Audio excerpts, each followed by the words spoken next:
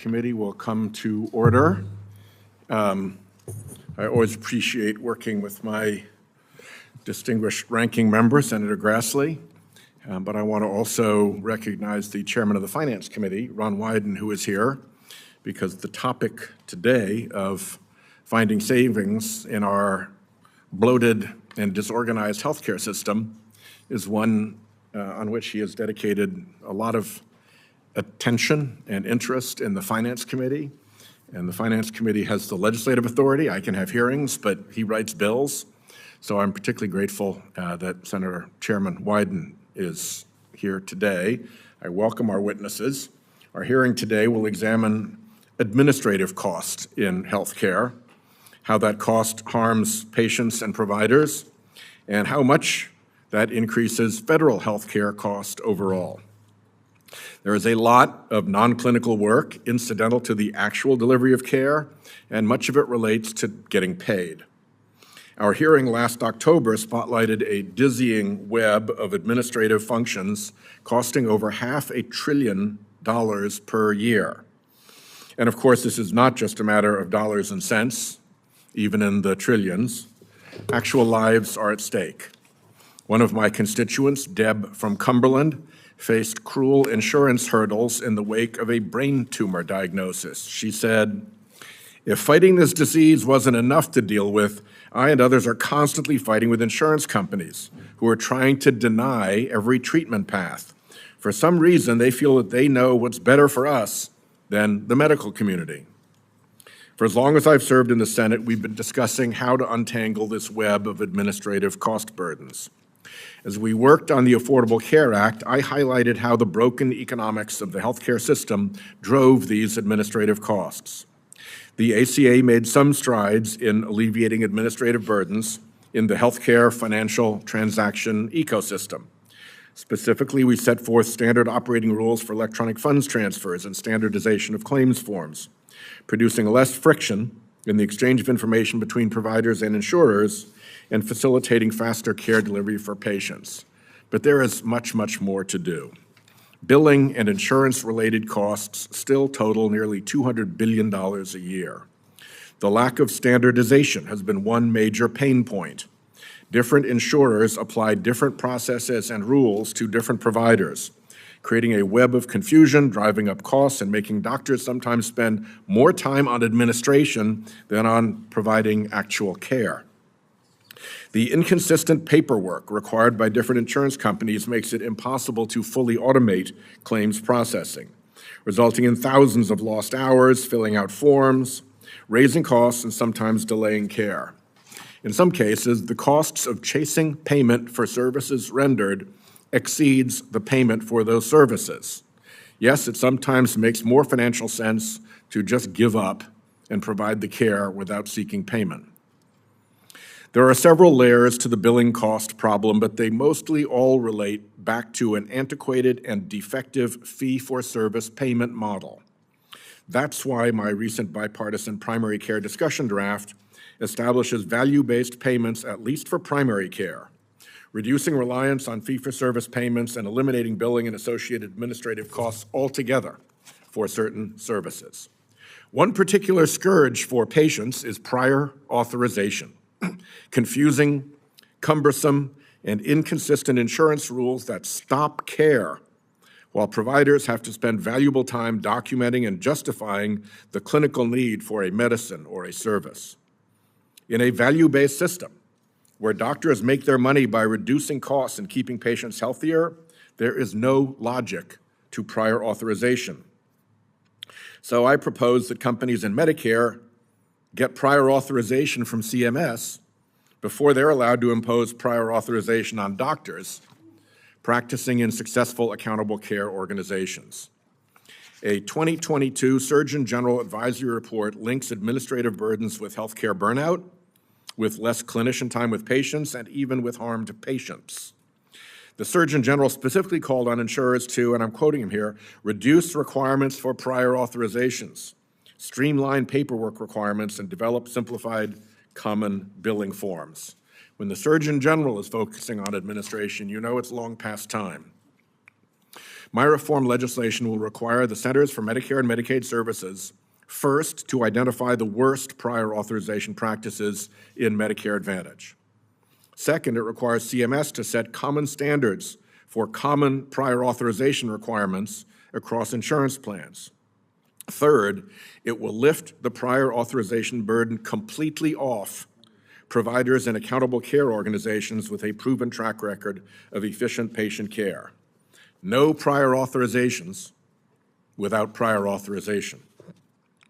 I doubt insurers will be able to justify prior authorization for value-based providers whose incentives align with theirs.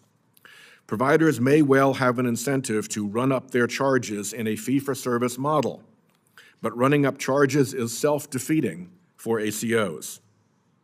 In today's hearing, we'll discuss these and other solutions. We'll hear from health economist David Cutler how administrative costs in the U.S. are far higher than in other countries and where savings can be found in the healthcare financial transaction ecosystem. We'll hear from Rhode Island's Noah Benedict, who leads one of our state's highest performing primary care practices, the Integra ACO, which, by the way, is a national as well as a Rhode Island leader, on how administrative burdens hurt his ACO patients. As I have said many times during hearings of this committee, my focus is clear. Let's work on serious proposals that reduce healthcare spending with none, zero, benefit cuts.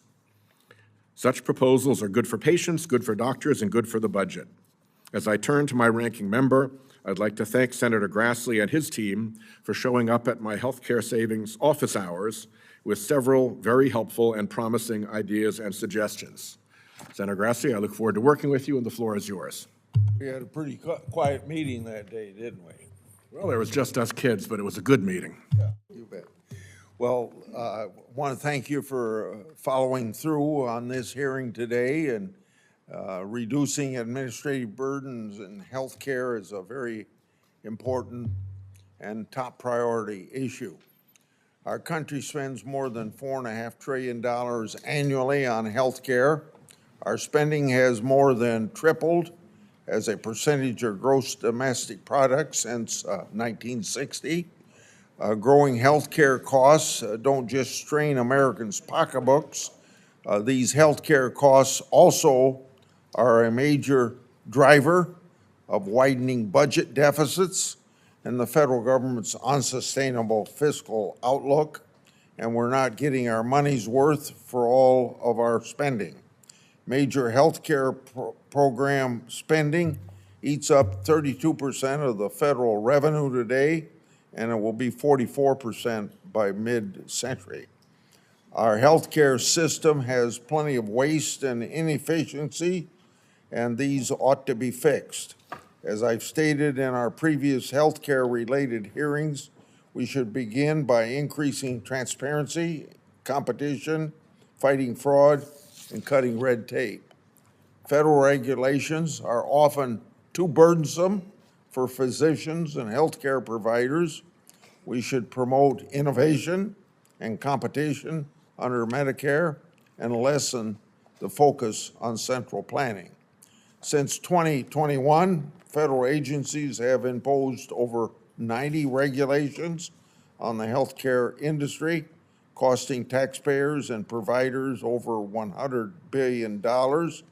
These regulations create 10 million hours of paperwork, hours that could be better spent providing care to patients. This is the opposite of reducing the administrative burden. I'm glad that the Centers for Medicare and Medicaid Services recently took action to improve the timeliness of prior authorizations for seniors that are on Medicare Advantage. I hope this lessens the burdens on providers and improves access for patients. I support putting more sunshine on prior authorizations. CMS should be aggressively auditing Medicare Advantage prior authorization activities so that we have a clearer understanding how the patient, providers, and taxpayers are impacted. Some administrative functions serve an important purpose in preventing unnecessary healthcare spending. The Government Accountability Office and CMS across multiple presidential administrations have created and agreed that transparency and efficient prior authorization plays an important role in combating waste, fraud, and abuse. Cutting down on $103 billion of improper payments for major healthcare programs would be an effective way to lower healthcare spending as well.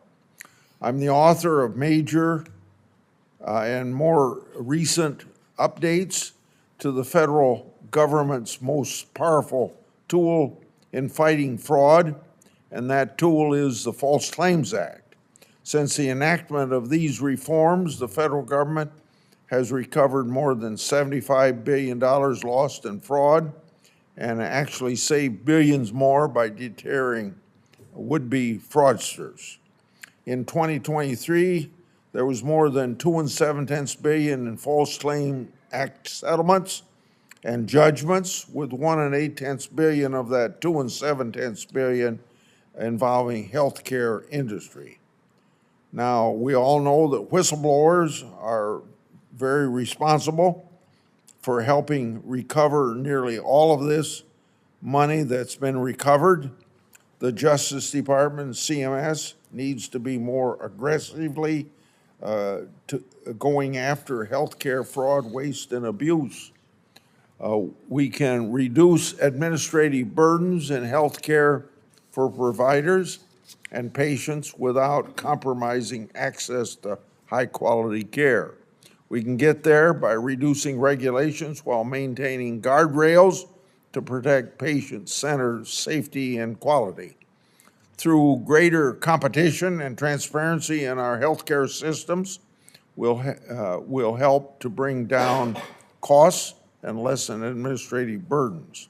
Healthcare spending can be made more efficient without compromising the quality of care or reducing access, especially in rural America.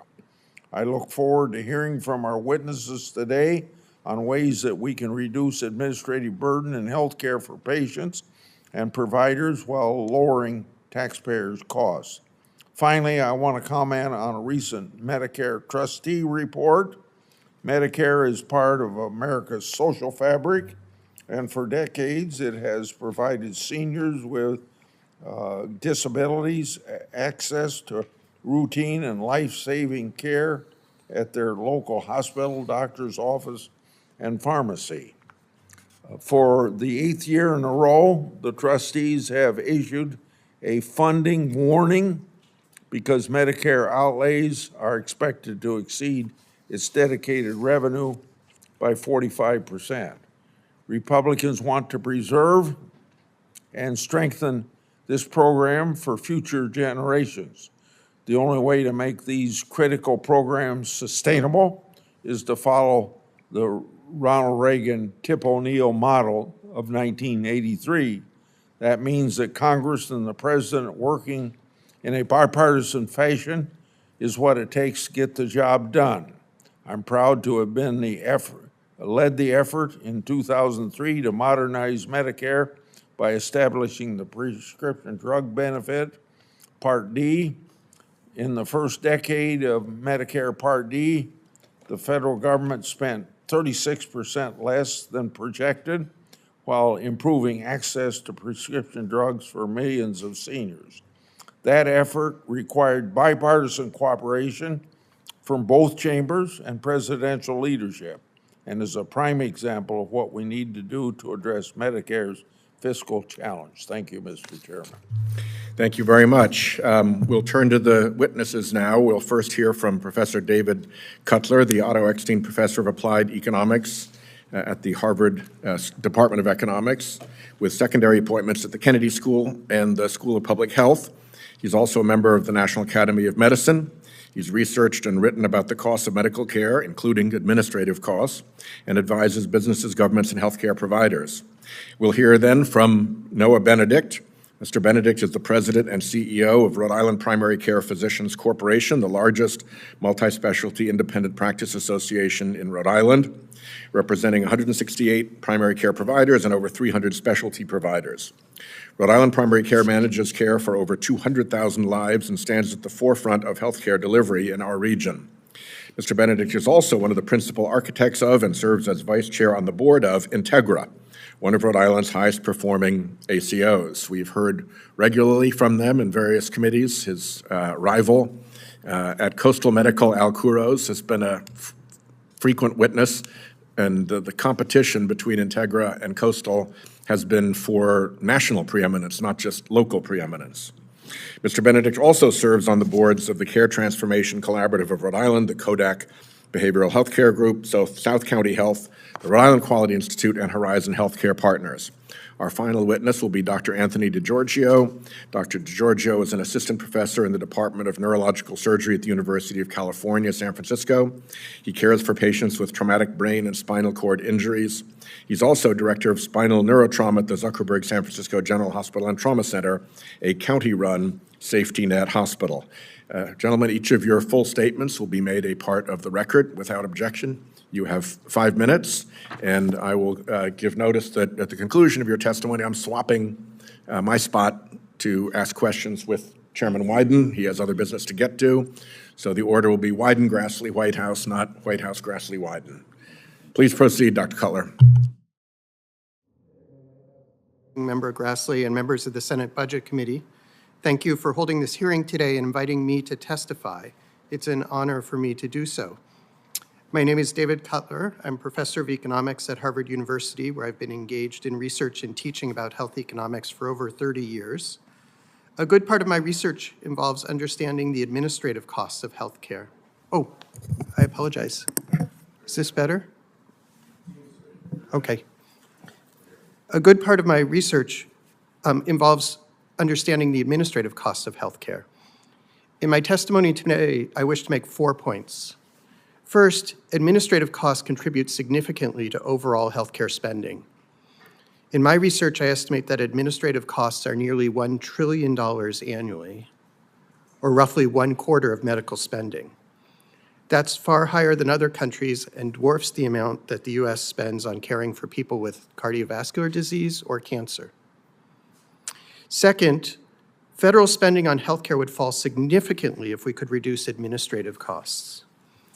Broadly speaking, administrative costs affect the federal budget in 3 ways: through higher Medicare and Medicaid spending, through greater costs of subsidy programs such as the tax exclusion of employer-provided health insurance and premiums in the ACA's exchanges, and through higher spending for federal care on healthcare for federal employees, both civilian and military. I've estimated the cost savings to the US Treasury of reducing administrative costs using known technologies. I estimate that application of known technologies to healthcare could reduce administrative costs by 7%. If these savings were to be realized in all three of these areas, as I believe they could, the results would be as shown in Exhibit 2 of my testimony, which is that savings would be $130 billion in 2023 alone. This amounts to 2% of the total federal spending in that year and 0.5% of GDP. Third, there are a range of ways in which the federal government can help to reduce administrative costs. The most important area is what the chairman mentioned, which is in the financial transactions ecosystem, which is basically the cost of billing, approvals, prior authorization, and similar activities. The issues here involve standardization and computerization. Just to take an example, when we go to a grocery store, every product has a UPC code. That's the bar that gets scanned. And the code's the same at all stores, so that firms only need to produce one set of packaging regardless of where they sell the good. That reduces the cost of selling and buying goods enormously. The price of the good can vary across stores, the service of the good can vary, but the barcode does not. The healthcare industry is the equivalent of every store having its own barcode. It's incredibly inefficient. It requires enormous expenditures on all sides of things.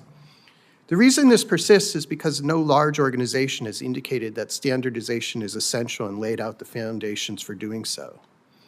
There are several steps that are needed. Examples include standardization of information transmission, removing prior authorization for good actors, which the chairman mentioned in his opening statement, and doing a spring cleaning of sorts to get rid of requirements that once have been appropriate, but might have been appropriate, but no longer are. In retail, that is with the UPC codes, the standardization was done by supermarkets. In banking, where we transfer upwards of $50 trillion a year at very low expense, the standardization was done by the Federal Reserve. Nobody has done it yet in healthcare. I believe the federal government is the only organization that will be able to do this. This brings me to my fourth point, which is that now is the ideal time for the federal government to get involved. Recent advances in artificial intelligence and federal rules about not blocking information transfers provide a way to carry out administrative simplification. Insurers are already looking to invest in AI to do this. Most of them have some AI programs ongoing, but they're using it for internal purposes only. That is, for thinking internally about how they go about doing things.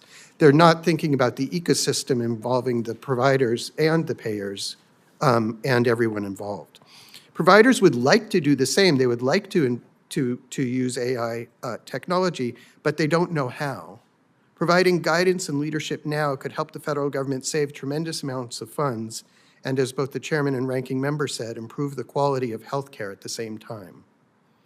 Thank you for your consideration of these points, and I look forward to any questions you might have. Thanks, Dr. Cutler. Mr. Benedict. Chairman Whitehouse, Ranking Member Grassley, and members of the Senate Budget Committee, thank you for this opportunity to testify before you today. My name is Noah Benedict. I am the President and CEO of Rhode Island Primary Care Physicians Corporation, an independent practice association that represents 168 primary care providers and manages the care for over 200,000 Rhode Islanders.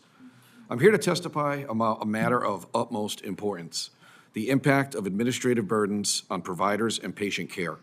If left unaddressed, this issue will continue to challenge our healthcare system, adversely impacting the cost and, more importantly, quality of the care we deliver. Our providers eagerly anticipated my visit to Washington, hoping that this would shed light on the significant challenges posed by the administrative burdens implemented by the payers. Unfortunately, pre-approval or prior authorization by insurers often postpone or interrupt medical services and decisions. These delays can be associated with poor patient outcomes. While the intent of prior authorization is to reduce the amount of ineffective care provided, they add administrative burden and unreimbursed costs to physician offices, and also appear to be increasing over time, which is a troubling trend. Any activities that distract providers from focusing on patient care risk adverse outcomes. I included the results of the American Medical Association Provider Survey on prior authorizations in my written testimony, but I thought it would be more powerful to share the survey results from our Rhode Island Primary Care Provider Group. 73% of providers reported an average wait time for a prior authorization to be at least 2 days. Of the 73%, 38% of providers reported an average wait time for a prior authorization to be at least 3 to 5 days. 31% of providers report that for patients whose treatment requires prior authorization, the process often leads to patients abandoning their recommended course of treatment. 51% of providers report prior authorizations often delay access to necessary care. Of those 51%, 27% of providers report prior authorizations always delay access to necessary care. 62% of providers report that prior auths have a significant negative impact on those patients whose treatment requires prior authorizations, potentially leading to compromised health outcomes. And 97% of our providers describe the burden associated with prior authorizations as high or extremely high, indicating that this is a pressing issue that requires attention. And lastly, 91% of providers report that in the past 5 years, prior authorizations have increased significantly. The chorus from the provider community is firmly aligned on the heavy burdens related to prior authorizations. Given the data, there's no mistaking the impact this has on the effectiveness of our care delivery system and its role in heightening provider frustration. which invariably leads to burnout. This is especially alarming given the fragility of our post-pandemic provider workforce. COVID-19 had a profound effect on our healthcare system. It presented a stress test for the service delivery and fast-tracked provider burnout. The AMA reports that nearly 63% of physicians are reporting signs of burnout. The factors driving this exhaustion are system inefficiencies, increased regulations, technology requirements, and administrative burdens. Three of the aforementioned factors, namely system inefficiencies, increased regulation, and administrative burdens, can be associated with prior authorizations. And there are cost considerations as well. A review of relevant studies indicates that at least half of the total administrative spending is likely ineffective and wasteful, ranging between 7.5% and 15% of national health spending, or $285 to $570 billion in 2019 alone. At Rhode Island Primary Care, on average, each provider requires 0.2 FTE support daily. That's 8 hours a week to manage prior authorizations. That equates to over $12,000 per year per provider and roughly $2.1 million to support the administrative lift for 168 primary care providers. Most importantly, there are adverse outcomes associated with these administrative burdens. Inhaled corticosteroids, known as ICS, are vital to managing asthma, but become problematic when subjected to prior authorization mandates, leading to asthma exacerbations and hospitalizations. Providers estimate that 2 to 3 exacerbations monthly stem from lapses in ISC use, often due to formulary changes or prior authorization delays. Patients unaware of the delayed authorization's impact may initially feel well, only to experience exacerbations and subsequent hospitalizations once the medication has fully left their system. This cycle, emblematic of broader patient safety concerns, underscores the urgency for intervention. At Rhode Island Primary Care, this issue illustrates the diversion of clinical services, notably for pharmacists in this example, away from essential patient care tasks. Daily, prior authorizations and medication denials detract from medication titration responsibilities, provider education support, and cost-effective therapeutic exploration. The associated pharmacist costs reach $23,000 annually per provider and a whopping $3.8 million for all 168 primary care providers, representing a substantial diversion from potential clinical investment, traditionally yielding a 3.5 to 1 return on that investment. While there isn't a single solution to address this intricate problem, one approach is to consider a greater proliferation of value-based payment models. Opportunities exist for policymakers and payers to continue introducing new provider payment models to facilitate administrative simplification. Value-based care correlates the amount of healthcare providers earn for their services to the outcomes they deliver for their patients, as compared to fee-for-service, which rewards volume. Value-based care principles Mr. encourage Benedict, the you're over your adoption. 5 minutes. If you could wrap up quickly. Thank you. Got it. The adoption of globally capitated payment models.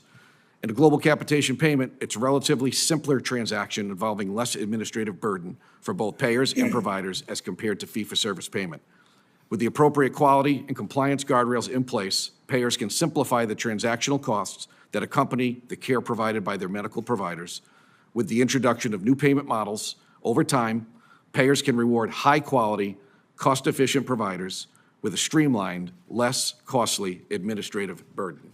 I appreciate the opportunity to speak to this impactful issue and would be available for any questions the senators have. Thank you. Dr. DeGiorgio.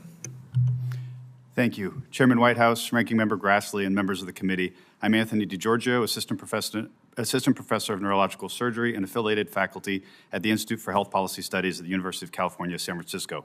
I'm honored to testify today before the Committee on Administrative Burdens in Healthcare, a topic about which I'm very passionate, and I applaud the committee for addressing this important issue. Today, I'm here in my personal capacity, and the views expressed are my own and do not necessarily reflect those of UCSF, its Department of Neurological Surgery, or Institute for Health Policy Studies, or the Mercatus Center. In my testimony today, I will focus on the increasing administrative burdens on clinicians and the role of CMS billing regulations and electronic health record mandates. As a frontline physician, surgeon in a safety net hospital, I feel the crushing weight of administrative burdens daily. While there are some burdens from the commercial plans, admittedly, I want to focus on those that are largely driven by excess federal regulation that neither enhances the delivery or quality of care nor patient safety. In the past 2 decades, there have been no gains in efficiency for U.S. healthcare, demonstrated by the lack of labor productivity growth, according to the U.S. Bureau of Labor and Statistics. Furthermore, growth in the number of administrators has outpaced physician growth by over 20 to 1. These administrators haven't improved healthcare delivery. Rather, they're employed to navigate increasingly intricate government regulations which create unnecessary complexity in care delivery. The bureaucratic burdens from these poorly designed systems are ineffective, and ineffective regulatory policies are inevitably placed on frontline clinicians like me, eroding the time I and my colleagues can devote to clinical care and ultimately leading to an exit from the practice of medicine due to burnout, which is an existential threat to the healthcare workforce.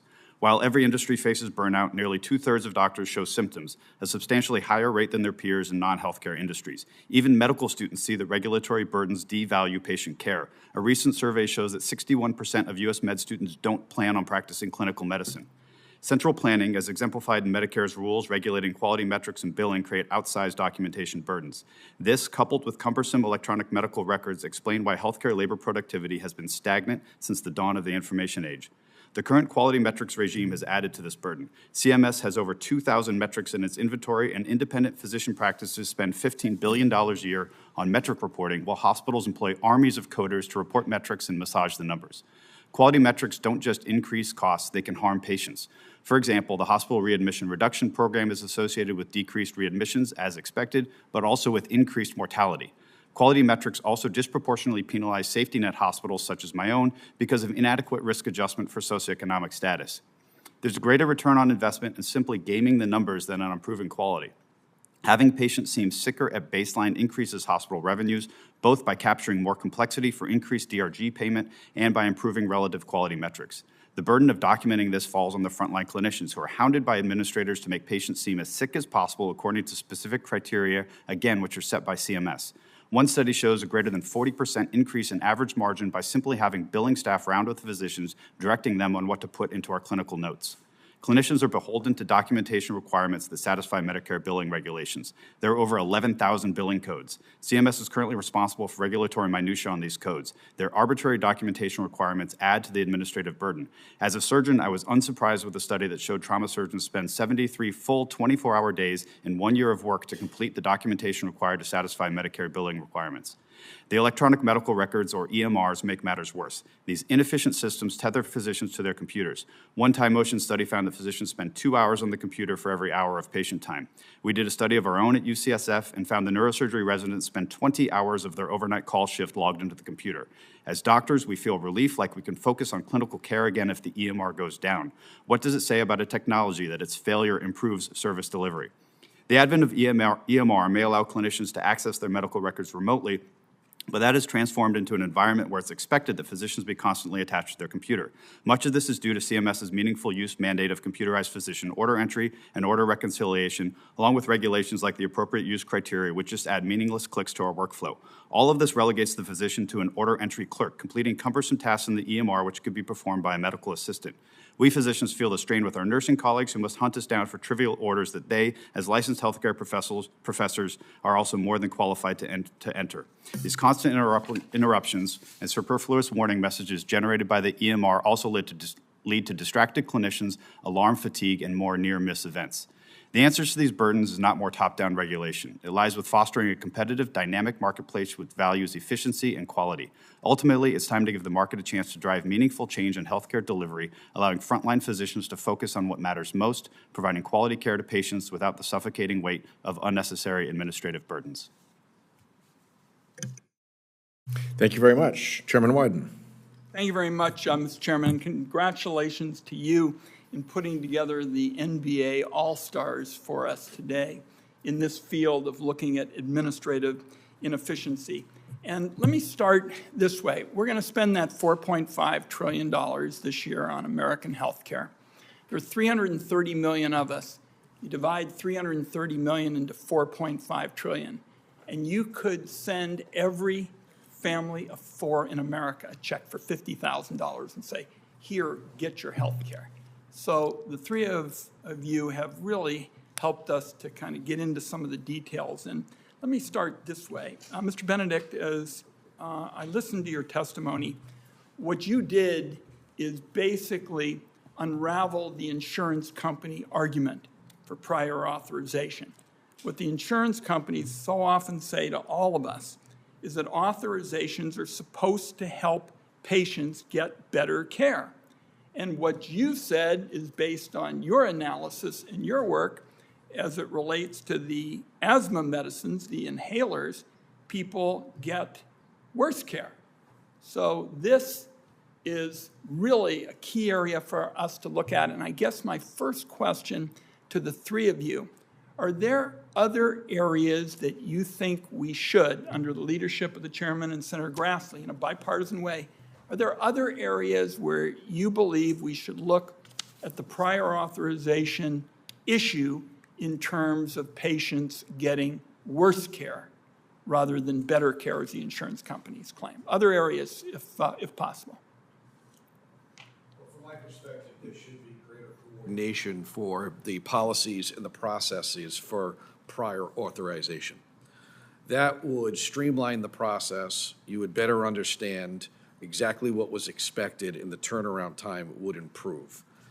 On top of that, I would have the payers publicly document statistics around that to ensure that they're expediting what would be these pre-authorization denials and at what rate that they are denying. So whatever extent you could go into the details to help the market better understand where the bottlenecks are that are coming between the provider and patient care would be very helpful. Other examples, Dr. Cutler. Yeah, maybe just give you a step back a tiny bit. The typical payer has a few thousand prior authorization codes. Call it 4,000 to 5,000 prior authorization codes. Roughly half are on the medical care side and half are on the pharmaceutical side. Most of those sort of came about haphazardly. Like, for example, once upon a time, it was appropriate to look at, to do prior authorization on antihypertensive medications. And so the legacy of those is still around, but at this point, every single medication is generic. So there's no benefit to doing that, and there is, as Mr. Benedict was saying, enormous cost. In a rough guess, working with some colleagues, my guess is about half of the prior authorization codes, a couple thousand for a typical insurer, are serving no useful medical purpose. They're a legacy of when we wanted to make sure that people were using the generic drug instead of the branded drug, and now the branded drug doesn't even exist. Let's do this, Dr. Cutler, and Yeah. to all of you, this is very helpful. And if you could just give us a list of other areas, medicines and the like, which would fit Mr. Benedict's example, I think that'd be very helpful. One last question. Dr. Cutler, I like very much what you're talking about with respect to standardizing these prior authorizations. And my question to you here, because we've talked about these kinds of things over the years, is about the next step. Because obviously people are going to say, hey, this is a big deal under the chairman and Senator Grassley, you guys are going to figure it out. But it's not like flicking on a light switch. We're going to have to take the next step. In your view and your scholarship, Dr. Cutler, what would be the next step for all of us here who want to deal with the prior authorization issue through the standardization you recommend? It's going to be a process and not a single piece of legislation. So it's going to be a process to start off and say, first, remove the prior authorization where it's not appropriate, where the providers are already bearing the risk. Second is do the spring cleaning, that is work together to get rid of the stuff that's no longer valuable. Third, think about situations, particularly where CMS and private payers are requiring people to go through records, human beings to go through records, where we can gather all the information electronically and say, let's just move towards an electronic submission rather than that. Fourth is continue to expand the payment models so that we're not paid for just documenting, but we're paid for actually doing better job. I'm over my time. Thank you very much, Mr. Chairman, an important hearing. Thank you. Senator Grassley. I'm going to ask all my questions of Dr. DiGiorgio. Your testimony talks about the weight of daily administrative burdens put on doctors and frontline healthcare workers. What's the source of these administrative burdens? Can you give an example of a top-down regulation the federal government should remove today that wouldn't compromise patient safety or quality? I think broadly speaking, what I'd really like to see is a shift from CMS being a plan provider to being a plan regulator. I think CMS is largely focused on the minutia of the fee schedule, and unburdening CMS from that would allow it to focus more on things like the adequate risk adjustment model and population health quality control. And then specifically, I'd love to see CMS go on a quality diet. I'd like it to install a living system of quality metrics where metrics are retired as they're shown to no longer be useful, and new metrics can come into place that would, instead of focusing on the frontline clinician and how we practice care, focus more on larger hospital systems and hospital practices, helping to improve the clinician experience. I think we need to make sure that any new quality metrics are easily collected using existing technology, and then we're not adding additional administrative burden for data collection for these metrics. You described the importance of fostering competitive, dynamic healthcare marketplace that values efficiency and quality. Is Medicare Advantage a marketplace where we can foster competition to address administrative burden problems in our healthcare system? And if so, what can we do to make it more competitive? Yes, I think absolutely Medicare Advantage is a space that could foster competition, but there has to be a lot more competition. If we're talking about inefficient prior authorizations, we shouldn't need to regulate efficiency in the health plans if there is adequate competition. So I think we need to improve competition with more plans entering the space. And in addition, I'd like to see equalization between Medicare fee-for-service and Medicare Advantage with a unified quality reporting system and star rating system between the two types of Medicare. Your testimony stated employment growth of healthcare administrators outpacing growth in the number of new doctors by over 20 to 1 in recent years. What are these administrators doing in the healthcare system? Who are they, and why haven't they returned value to our healthcare system and decreased spending? They're largely what Dr. Cutler mentioned is they are taking all the unstructured data that physicians are putting into our clinical documentation and attempting to make it structured data to fit into certain billing codes and quality metric formula. A lot of that could be automated, I believe, using, again, existing technology. But really, CMS creates sort of a floor of the documentation burden. So if CMS says that a certain CPT code or billing code requires XYZ, then physicians are going to be encouraged to put XYZ in every single one of our notes to try to get that billing code. And then again, all these administrators go through our notes, try to maximize which code can be assigned to each instance of clinical documentation and put that in and bill it regardless of the payer.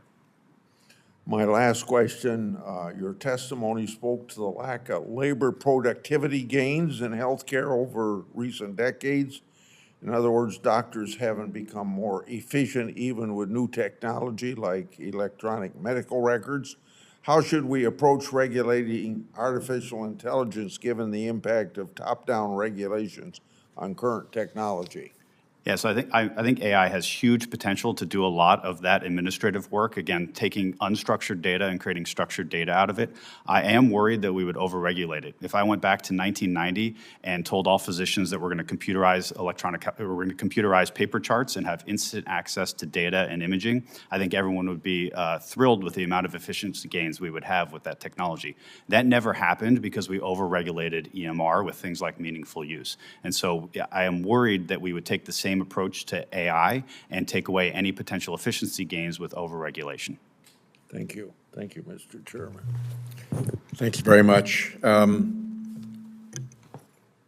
you manage the volume so we're not? Seems to me that you all seem to agree that there are too many quality measures and that heads are nodding, yes, and that creates a lot of noise and not so much signal. I'm not going to ask you now because it would take a lot of time, but I would ask you as a question for the record to consider how we should work through the reduction of excess quality measures, given that they come from so many different sources. Sometimes it's the hospital itself. Sometimes if it's a county hospital, it's the county. If it's a state hospital, it's the state. Even if it's not a state hospital, it's the state health department. There are several federal entities, and to stop all of it and provide some order to the chaos is a complex administrative task. So I'd like your advice on that.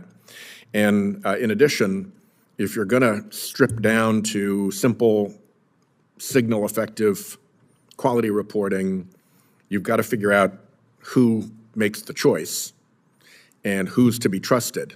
So if you could also let me know who you think the best agency is, who would be the overseer of the quality measures spring cleaning. On to prior authorization. I think the spring cleaning issue, that half of them are no use, is important for us to address. I think the reporting on the extent to which insurance companies are using prior authorization to delay payment for cash flow purposes, and unfortunately, the delayed treatment in the process of delaying payment. So reporting on the timeliness of prior authorization clearances, I think, is a terrific idea. And in other cases, it seems the prior authorizations aren't needed at all. And I'd like to ask Mr. Benedict to comment on when you have an ACO and when providers are being paid or not paid, depending on the efficiency with which they deliver care and the quality of the outcomes that they're delivering, what does that do to the incentive to overcharge or upcharge or add procedures just for the sake of running up the billing score, which presumably is what prior authorization is intended to defend against. But it seems that with an ACO, you're defending against a non-existent problem. It's in the best interest for an ACO to most efficiently provide the highest quality care based upon the payment mechanism. As you all know, value-based approach to medicine changes behavior. Specifically in the world that we live in, with fee-for-service only being the driver for how revenue is brought into a particular organization or practice, you will find that there will be more erroneous tests that are ordered because they can, and there is really no consequence to it. Now, I'm not saying they're doing it because they want to run the bill up, but if you look at the data, more tests are ordered because there is not accountability, hence accountable care organization. When you are accountable, not just for the quality, which is most important, but the financial component of how you operate within your office and you treat your patients, you are mindful in ways about what you should do most efficiently, and you consider paths you might otherwise not if you were in a fee-for-service world.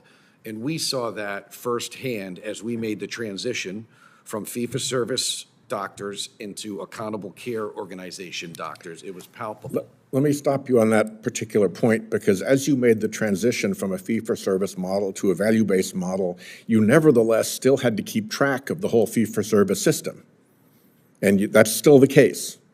That is still the case because So not would it every- be better, Dr. Cutler, if we move to a more robust hybrid payment model so that the tracking through fee-for-service could be lifted in addition to the billing through fee-for-service? In many cases, there's no reason to do that tracking because they're the ones who are bearing the risk. And so documenting all of it that way is really just a waste. And I was interested in the comments that I think you all seem to agree on about cleaning up electronic medical records. Mr. Benedict serves on the board of Rhode Island Quality Institute, which is a group that I founded years ago as Attorney General in the wake of the crossing the quality chasm into ARID's human reports and all of that. And we focused a lot on first health information technology, then health information exchange, and we've been pretty robust in all of that. So it's disappointing to me to hear that that technology is now the vector for more trouble than it's worth. And I was struck by Dr. Giorgio's comment that his clinical care improves when the EMR system goes down. So my time is up, but I would very much appreciate it if in the same way you'll do a written response by QFR on the question of how we negotiate the superabundance of quality measures problem, with any advice you have on trying to figure out how we solve the problem of the health information exchange, which was intended to be a beautiful thing. Thank you. With that, the next, Senator Johnson is next up, then Senator Kane, then Senator Marshall. Thank you, Mr. Chairman. Appreciate this hearing. Again, it's similar to others we've had where we're talking about putting a Band-Aid on a dying patient. And so I want to talk a little bit about the root cause. Dr. Cutler is an economist. What would happen if, let's say, buying a car was an entitlement and there were no regulations on what kind of car you would buy? What would the American people do? They'd go out and buy the most expensive car possible, right? Right. Or expensive cars. So you'd end up having then put regulations. No, you need certain, if you want this kind of truck. Well, that's what's happened in healthcare. Mr. or Dr. DeJour, whatever, doctor. Sorry, I'm terrible at that. You mentioned excess federal regulation. You said regulatory burdens, Medicare billing requirements. CMS creates a floor. We need increased competition. None of the things we're talking about increases competition. None of the things we're talking about actually reduces regulation. So the root cause of all of this is a third-party payer system. Mr. Benedict, why do independent physicians need to associate with your association? Why do they think they need that? Without the scaffolding we can provide around them that helps them ease the administrative burden. It's all about you wouldn't be necessary if it weren't for all these administrative burdens caused by a third-party payer system, really driven by government-run healthcare. So as long as we got this massive government-run healthcare third-party payer system you're not going to change government. You can talk about fee-for-service going to a value-based model. Again, those are just buzzwords. It's not going to reduce the regulatory burden, just like the EMS didn't really fix the paper burden. It made it worse, or it certainly didn't make any improvement. So why aren't we talking about transitioning to something that actually would increase regulation? Why aren't we talking about high-deductible insurance plans that cover the catastrophic events and then bring consumers back into the process? Isn't that the real solution? I don't, Dr. Cutler, what other area of our economy are people participating in that part burning out because of administrative burdens? Not that there aren't administrative burdens in other areas of our economy, but this is kind of unique to healthcare, right? It is unique to healthcare.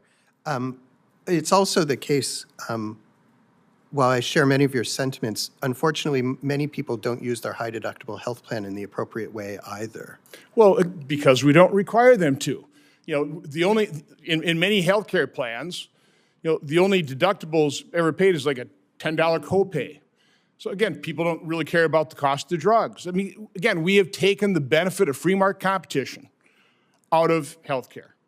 And that's the problem we're dealing with. So again, anything else we're talking about here literally is putting a Band-Aid on a dying patient. I'd like to revive the patient.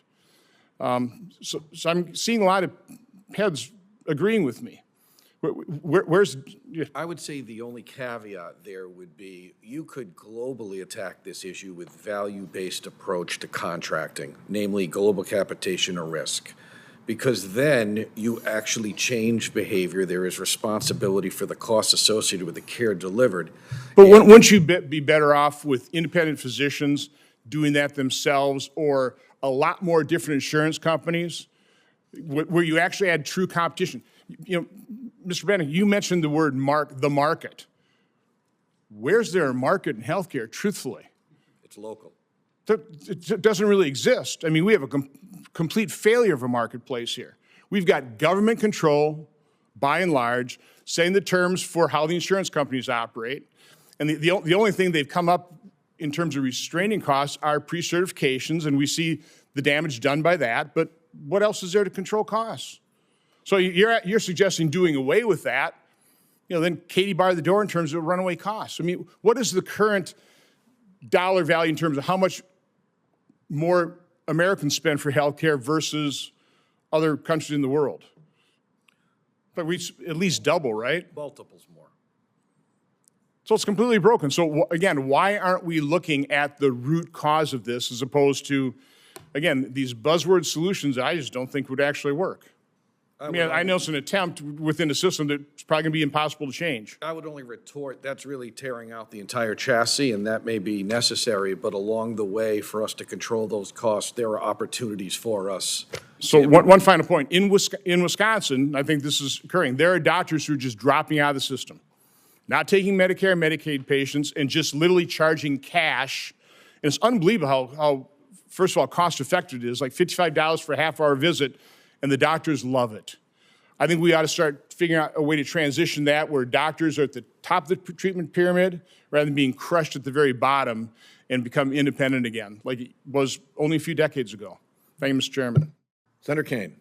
Thank you, Mr. Chair. When Senator Johnson started off and said that the problem was the third-party payer system, I thought he was going to go full Bernie on me there for a minute. I was intrigued with the opening. This is a great hearing and great witnesses. So just a couple of questions. So Dr. Cutler, your chart, which I was intrigued by. So you believe just implementing, basic technology reforms, efficiencies, and improvements could save us about $130 billion a year. And that's just administrative improvements. Senator Marshall and I are on the HELP committee together, and he and I have been working really hard on PBM reform. We've got a good PBM reform bill out of the committee on the floor of the Senate. I think it was with an 18-3 vote. We're waiting for hopefully getting some floor time on that. That's a big saver too, and that's not necessarily administrative, but it's just going at a piece of the system in this weird complexity that we have where we've got a middleman sucking up huge profits who do no research and produce nothing. I mean, they were designed, I guess, to try to control somewhat what pharmaceuticals people were getting, and instead they often are blocking access to lower cost pharmaceuticals because they collect a percentage price of what they're providing to patients. And so if it's $130 billion we could save just by dealing with administrative efficiencies, Dr. Cutler, do you do any work on kind of where the just excess slosh and profit is, that if we were a little more efficient and took that out, what we might save? So I think as a whole, the country could save close to half of medical spending, let's call it between a third and a half of medical spending, which I think, as we were talking about earlier, would be enough for tens of thousands of dollars per American family. Some of that is on the administrative end. Some of that is on things like prices that are way too high, pharmaceutical prices that are higher than they need to be in the U.S. and elsewhere. Some of it's profit, like, for example, in pharmaceutical companies. But, for example, most hospitals and physician groups are not earning high profit. Yeah. Where the money is going is it's going to the administrative stuff and to all the other aspects of running things. So it's almost like the worst of everything, because it's not even that someone is benefiting from that money. It's just that we're employing all these people to do stuff that's not contributing to our health, and in many ways harming it.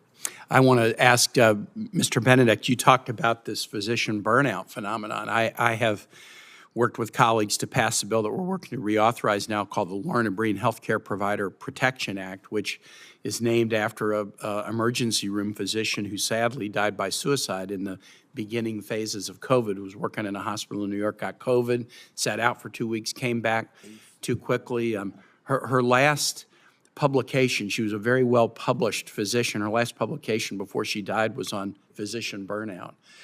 Now, there was a unique burnout during COVID because of the scale of death and injury, but her published work talks about the very phenomenon that you guys were describing, which is, hey, I did this because I want to work with patients. I don't want to be just endlessly inputting information. And I think as we look at provider shortages, and particularly in some areas like behavioral health or rural America shortages, they're going to get more acute unless we solve this problem. So I really appreciate you bringing up the physician burnout piece.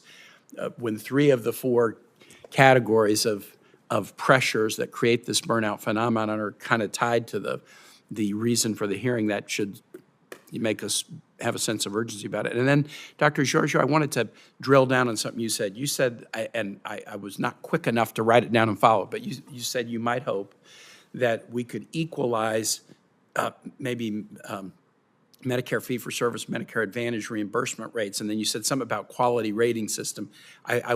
Tell me what you meant by that.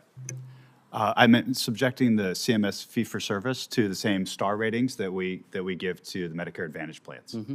And tell me why that would be a good idea. I think it would increase transparency. I think there's a bit of cost shifting that goes on in fee-for-service, and certainly the beneficiaries in the fee-for-service model are not subject to the same risk adjustment formula that the beneficiaries in the Medicare Advantage plan are. So, I mean, the thing that I'm intrigued by this, because your testimony is not necessarily anti-regulation. That would be a form of regulation. It would be taking existing CMS practice and making it better rather than allowing a disharmony that is contributing to negative outcomes. So I take your point, and I appreciate you bringing that up. I yield it back to the chair. Senator Marshall. All right. Thank you so much, Mr. Chairman. I think I want to start just describing that I've lived this nightmare. As a practicing physician for 25 years, running a private OBGYN practice, and then additionally as running a private hospital as well, that this issue of prior authorization is the #1 administrative burden for physicians, but it's also disruptive to the hospital. And Mr. Chairman, you understated the problem. It's hard to imagine that as senators, but we've understated the particular problem. Let me just tell a quick story. Running our hospital, had a horrible ice storm on a Wednesday night. Thursday morning, the hospital is booked for surgeries. Orthopedic surgery already starting at 7:30, and they're going to go till 10 o'clock at night. The other ORs are full. We have a finite number of surgeons, anesthesia, and nursing staff. We had 7 or 8 admissions overnight, people falling, breaking their wrist, breaking their hip. So I give authority to, we're going to bring everybody in at 5:30 in the morning, start the cases at 5:30. 90-year-old lady fell and broke her hip, which is a critical, life-threatening thing to a 90-year-old lady. And you get everybody there, and then the administrator comes and says, oh, we can't do this case. How come? Well, we don't have prior authorization yet. You know, that story is told over and over that insurance companies are now using this to ration care. It's delaying care and purposefully delaying care, hoping, I guess, that they die before they do the surgery. But there's good news. We're going to reintroduce our prior authorization bill, Seniors Timely Access to Care Act, this June. And this is the solution. So we know the solution. Now we need Congress to move forward. What this bill does, among other things, is set guardrails, streamlines, and standardizes the process for prior authorization. It is this prior authorization reporting requirement in our bill is the RX to cut down waste, fraud, and abuse. We've got the solution. 53 Senate co-sponsors, 10 senators on this committee, including the chairman, are co-sponsors of this legislation that we're reintroducing in June, if I didn't get that message right. We have 326 House members. We have 550 outside organizations. We've now got a 0 CBO score. So I speak to the minority and the majority staff that we now have a 0 CBO score on it, and there shouldn't be any reason that everybody on budget, on health, and finance committee shouldn't co-sponsor this bill and be passed with unanimous consent. I appreciate the chairman continuing to highlight this situation. Now, here's the bad news. Is our bill only addresses Medicare.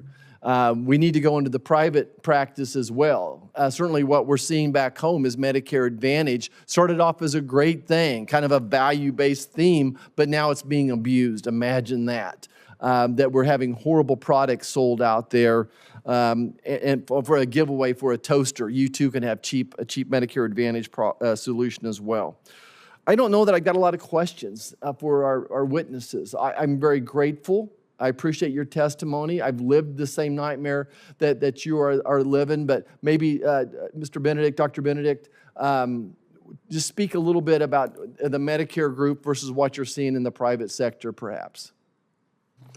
Lack of standardization, it varies across the board depending upon who you're dealing with.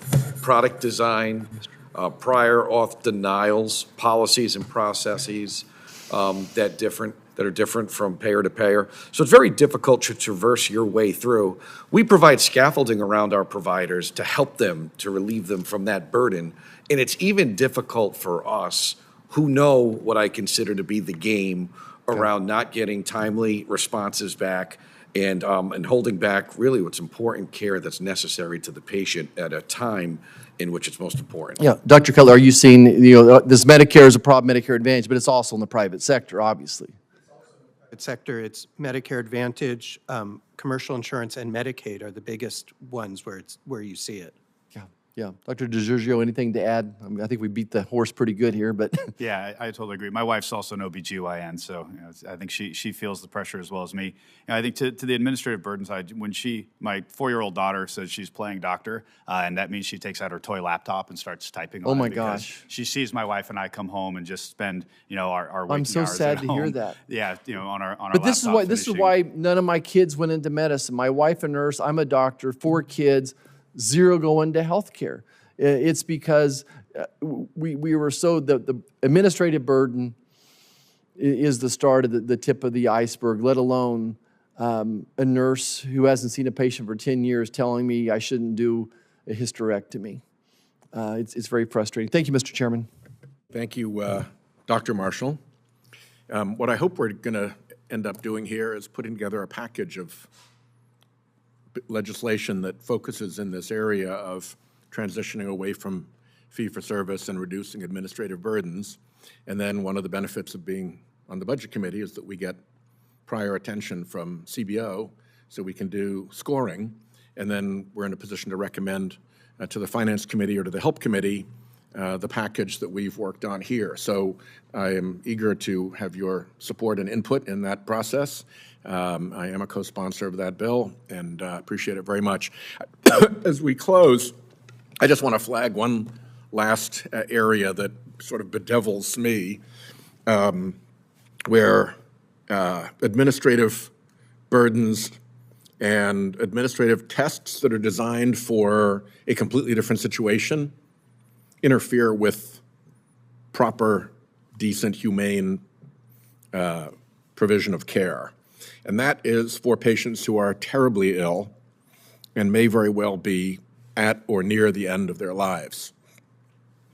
When you're in that category, if your family needs you to be in a nursing home for a variety of reasons related to the family's ability to provide care at home, you got to go and spend 3 days and 2 nights in a hospital first, which is A, terrifying, and B, very expensive.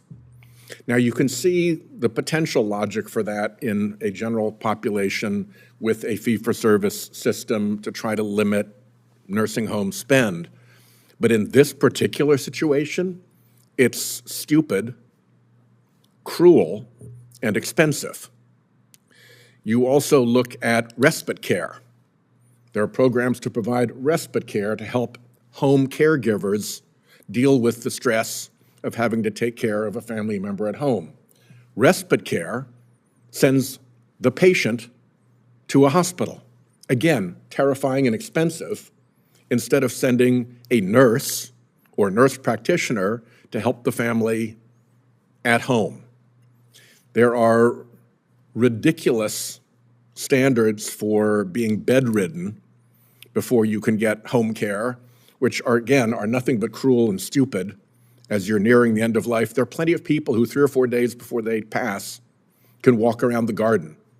And to go out and sit in the garden is a beautiful thing as you're nearing the end of your life.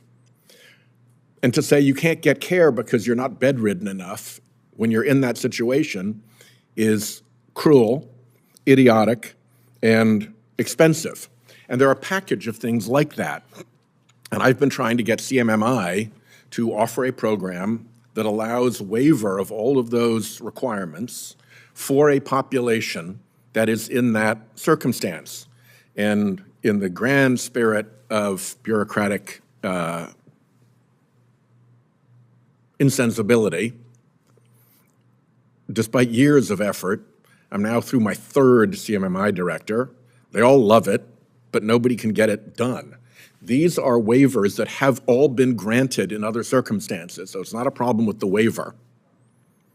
This is a population that is not that hard to define. If they wanted, I'd be happy to narrow it to ACO population or federally qualified health center population to run this, because I believe that if you stripped all these stupid requirements, you would dramatically improve the experience of those last days and weeks for the families. And so I'm going to continue to persist on that. I'm actually driving that at the highest levels to the secretary of HHS to try to make sure I get their attention, because this seems to be such an easy thing to do. So this problem of bureaucratic requirements has all sorts of tentacles throughout the whole system. And I guess I'll close with a final question for the record to any of you. We've talked here a lot about the supply of quality reporting measures, including did you like the food, which is nice to know, but not exactly pertinent to patient care. The problem of prior authorizations on multiple levels, the turning of EMRs and health information exchange from a benefit into a liability, and the need to get off of fee-for-service and accelerate to hybrid models so people like Mr. Benedict don't have to do double duty and both run a fee-for-service practice at the same time that they're running a value-based practice and double up the administrative load. If there are other areas, like, for instance, my end-of-life thing, in which you have thoughts or comments to expand the scope of this hearing, I'd be delighted to hear those as well. This has been a very helpful panel. We really do hope to get this done. We're in a sweet spot here, I think, where doctors can provide better care, patients can receive better care, the healthcare system gets less expensive and burdensome, and it's kind of win-win-win, but we've got to simply have the intellectual rigor to go through decades of bureaucratic underbrush and clear out what is no longer working and fix what needs to be updated. So thank you all for your help and cooperation in our efforts. And again, thank you to Dr. Marshall, who comes at this not only as a senator, but also as a practitioner. Thank you. The hearing will adjourn for, what do we have, a week? 7 days for anybody else who has a QFR. And if you could respond as quickly as possible. With that, I'll call the hearing to its conclusion.